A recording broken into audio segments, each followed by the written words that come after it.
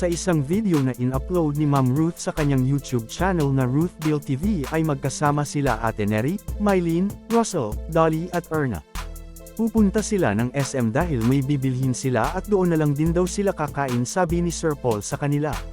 Naglakad lang sila papunta ng SM, ayon kay Neri na kahit gabi na at umaambon pa ay pupunta pa rin sila, tapos maaga pa ang gising nila bukas. Nasa labas na nga sila ng SM at ayon kay Mylene na nagtawanan sila dahil malalaking tsinelas kasi ang suot nila.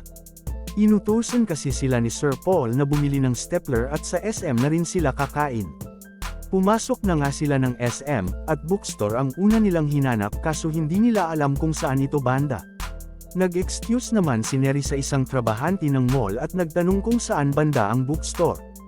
Tinuruan naman sila agad ng lalaki kung saan ito banda at salungat pala sa direksyon na pinuntahan nila kanina. Tawang-tawa naman si Russell na sinabi kay Mylene tungkol sa lalaking pinagtanungan nila dahil sa malaking tsinelas daw niya ito nakatingin. Nasa bookstore na nga sila at agad naman silang naghanap ng stapler. Nakahanap naman agad sila at hiningi na ni Neri kay Mylene ang pera na ibabayad nila. Kay Mylene pala ibinigay ni Sir Paul ang pera na gagamitin nila sa pagbili ng stapler at pagkain sa SM.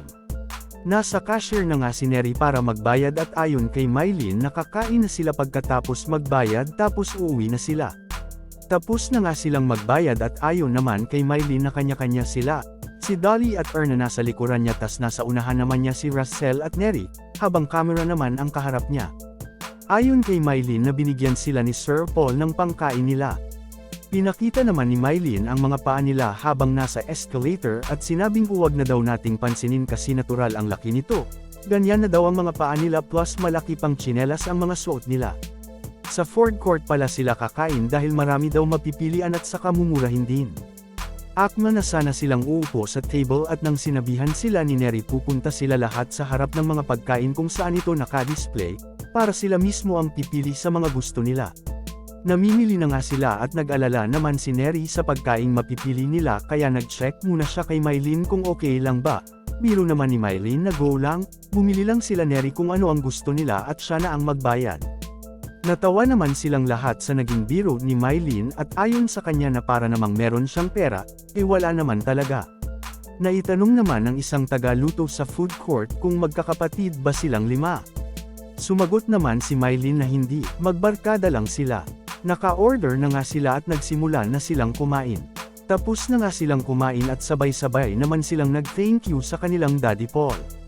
Uuwi na sana sila dahil tapos na sila kaso hindi nakapagpigil ang 5 at pumunta muna sila sa playground para maglaro.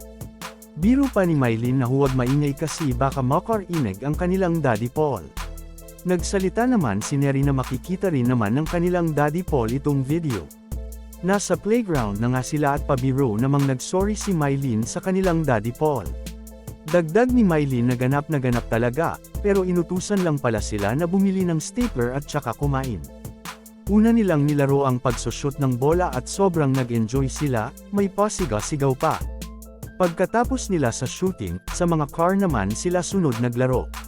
Sila Neri, Russell, Erna at Dolly lang ang naglaro, habang taga-video naman si Mylene sa kanila. Sobrang saya at enjoy nilang 5 at ayon kay Mylene na para talaga silang mga bata. Tapos na nga silang maglaro, pauwi na sila at ayon kay Mylene na nas ulit talaga nila yung pagpunta nila sa SM. Kung nagustuhan mo ang video na ito ay feel free sa pag-subscribe at hit the notification bell dahil kung papalarin man nakikita ang channel na ito ay pipili ako ng TV scholars na mabibigyan.